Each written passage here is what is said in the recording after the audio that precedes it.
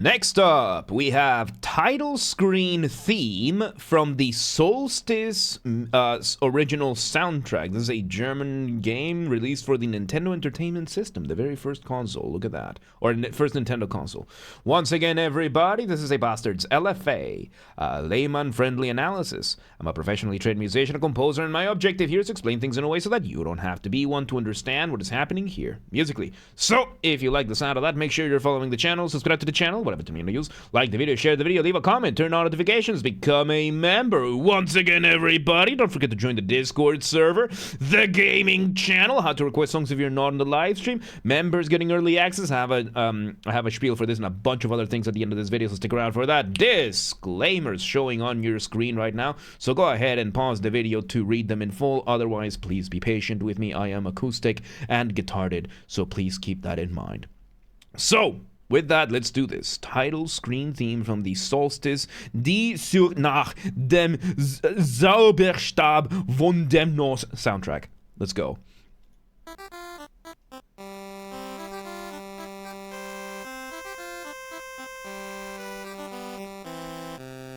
Okay, it sounds like it wasn't about to happen. So we start with, doesn't know how to pronounce German? No, I don't.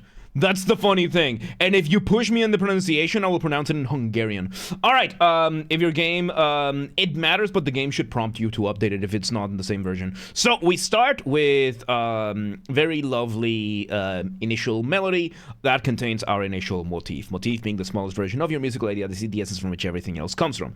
Then we have a secondary melody to this, a second melody, engaging in a little bit of a canon. So, canon is a type of music that repeats upon itself and builds this way. Right now, we are hearing that right now, giving us a little bit of counterpoint,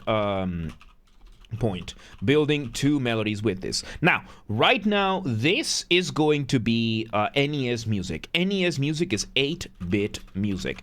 8-bit music had a very big limitation, which was 3 channels of audio all together. Not for music, not 3 layers of music, 3 layers of sound, which means the sound you could get from the music, you can only have up to 3 different sounds playing at any given time.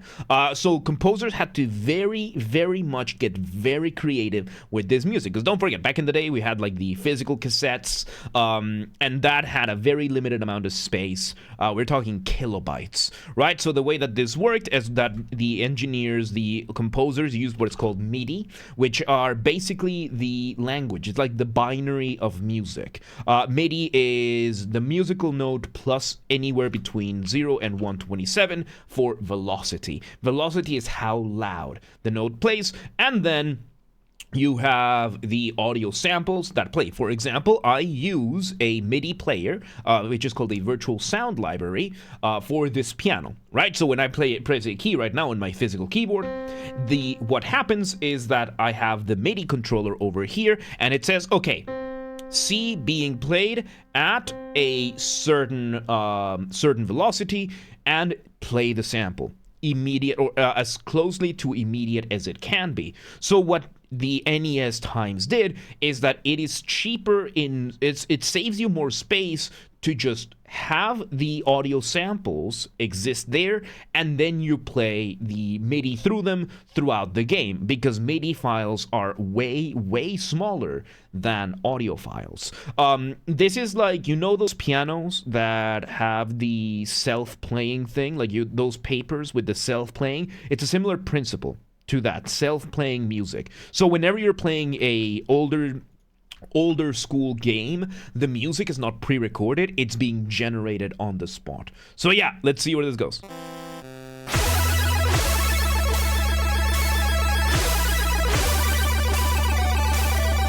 Okay, so now we are engaging in a very interesting use, because we are bringing... This is very fascinating. So we are now having we bring in a drum, right?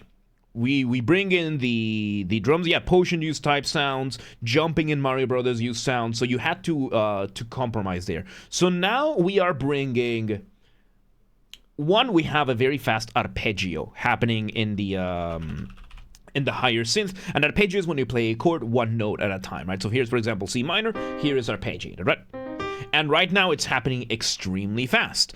And while that is happening, we are having a bass and a drum playing. And what is happening is, even though you only have 3 channels for the instructions, we are kind of overloading the instructions and putting a bunch of stuff in between. So we are kind of giving the illusion that there's several tracks playing at the same time, but these things are happening so fast that we are still doing those 3 tracks at the same time, but there's so much happening that it sounds like there's more. This is really cool. Let's see where this goes. Changing the different, because yeah, you can hear the drums. They sound like we're imitating, you know, the bass drum and the crash cymbal with the hi-hats. Like, it sounds like we're about to start a heavy metal track. This is really cool. Solstice mean the longest night or the longest day, something like that. I think it's a like a solstice. I think it's like a transition kind of thing. So yeah, let's see where this goes. So the modern chiptune that was another next music. This is really good. There we go. We have another. There's the motif again. Oh, that was so smooth. That was so smooth. Okay, so we bring in this new melody. We bring in the new drum beat. Completely changes the feel of it. I get to mention it. So this just goes to show the importance of your accompaniment.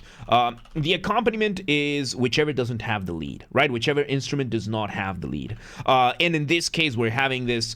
If you want to listen to a song that has this to a more extreme degree, listen to the intro of The Mirror by Dream Theater.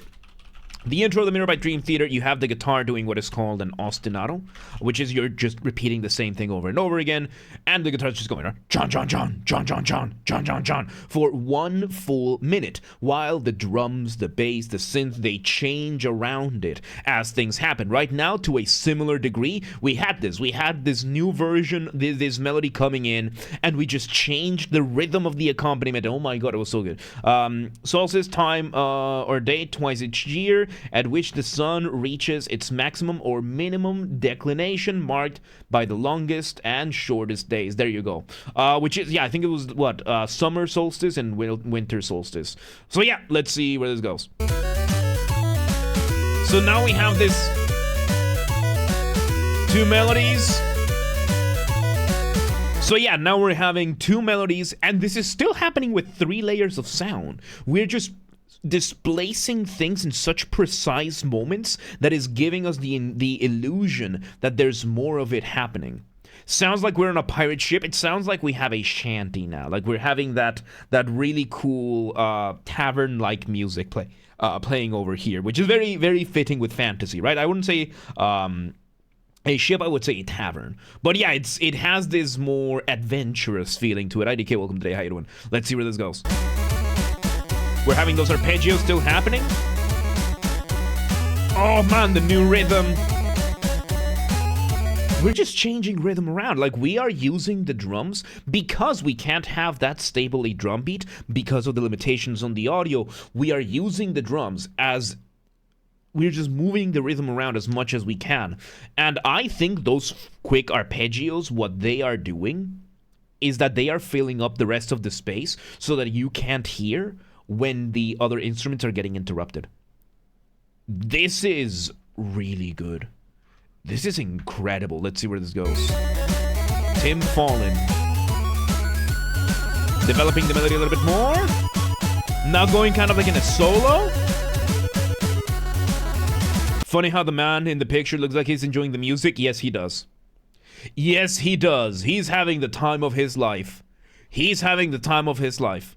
So yeah, we are having now more of a solo sounding piece. I didn't know the NES could sound like this. I did not know the NES could sound like this. Let's see where this goes. And now we switch to another solo, a break. And yeah, I can now hear it a little bit more. The different sounds are being played not fully aligned. So you're still getting those 3 layers of sound, but we are displacing them to like hundreds, if not thousands of a second, so that the instructions are happening so fast that they're just playing. They're just being played. This is insane. The level of intricacy, like that's genius figuring this thing out, because it doesn't sound offbeat because it's happening so fast, and it's just. Let's see where this goes. We've done Void Stranger as well. There we go, bringing back the original melody variation. Like, this is what NES usually sounds like, and we immediately switch over to something that sounds straight out of Boss Fight. Like, this sounds like something Boss Fight would make. Like, the sound chip was more capable than what most games used to it. I think because people saw, most people saw that you were limited to 3 layers of sound. A lot of composers just held back a lot and decided, okay, we're gonna have to compromise a lot.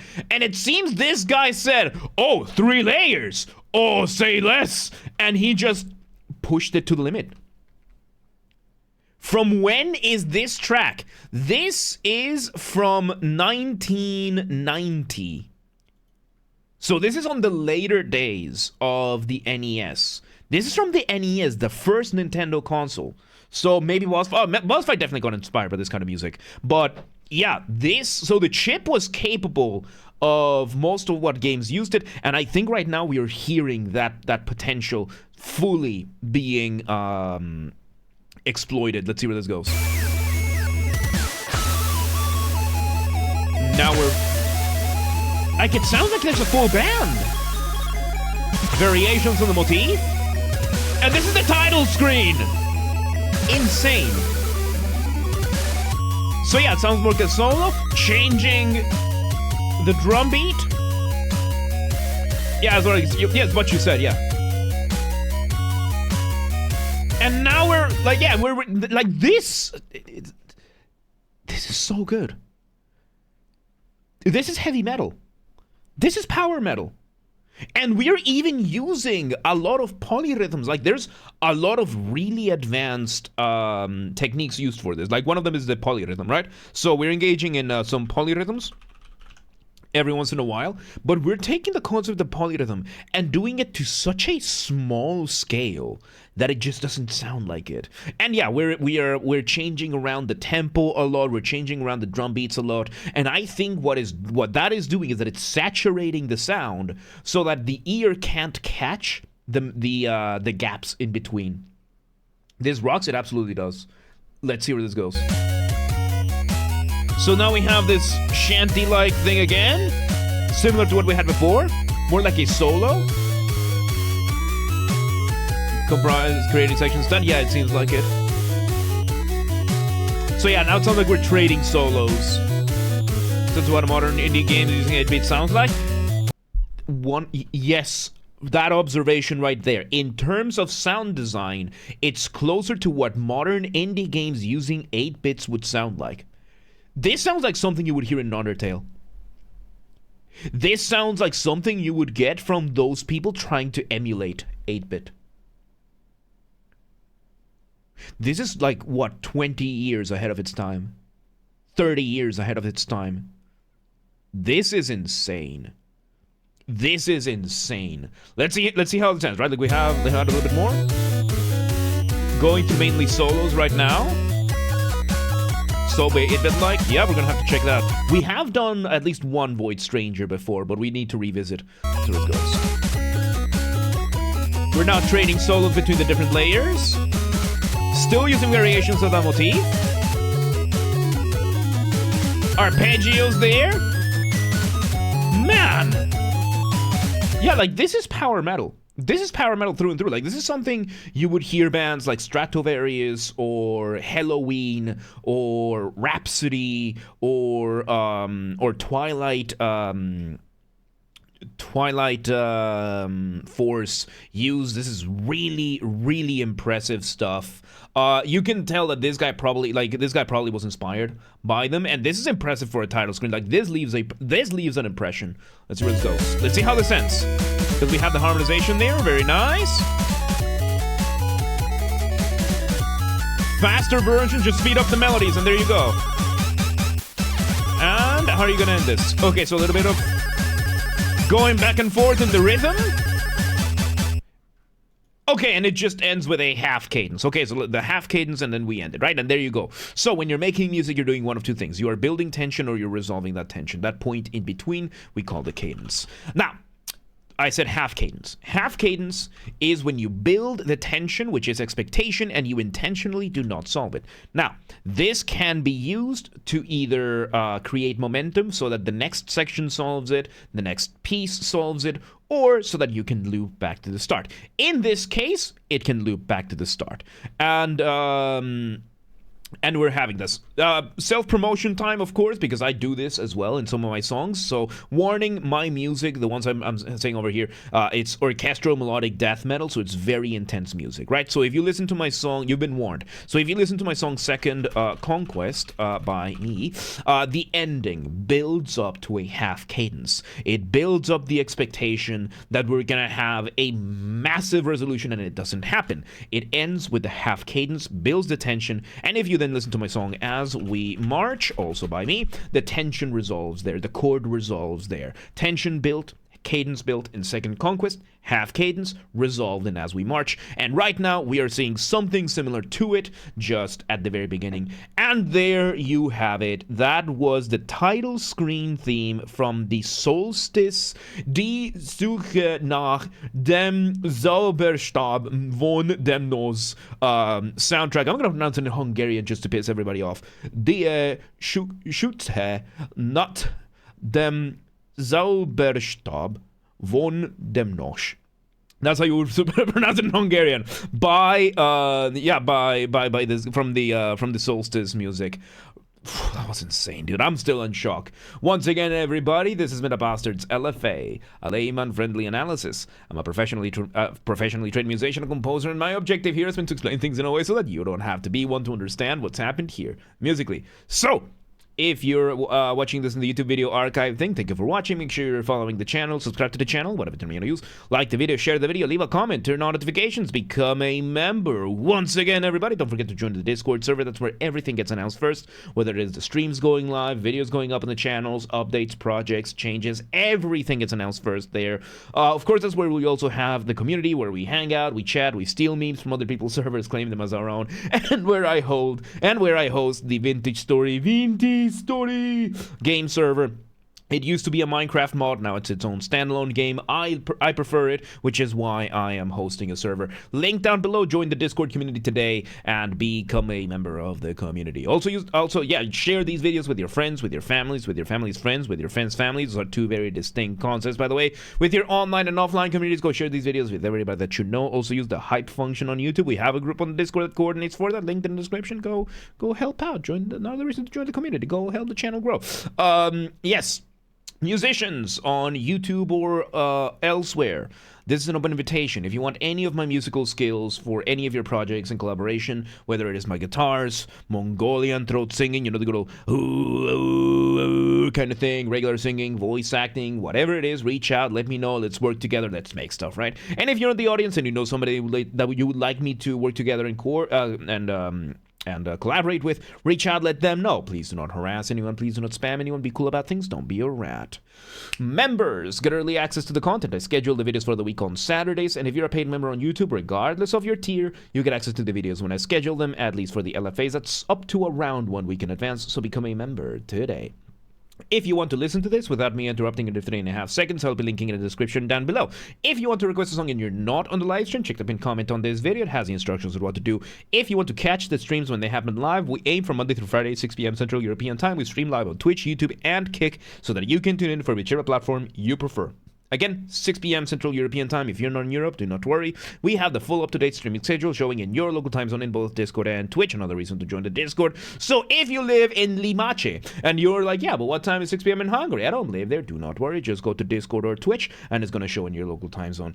And follow the gaming channel. I have a gaming channel because, of course, I have a gaming channel. I'm on YouTube. What else could I possibly have? Games are Basterd. That's where I put the gaming after show recordings when they happen. Recorded live doing the main channel's after show and then the recordings go here. Linked in the description or just search on YouTube. Same username as James R. Basterd. Just swap the J for a G and you got it.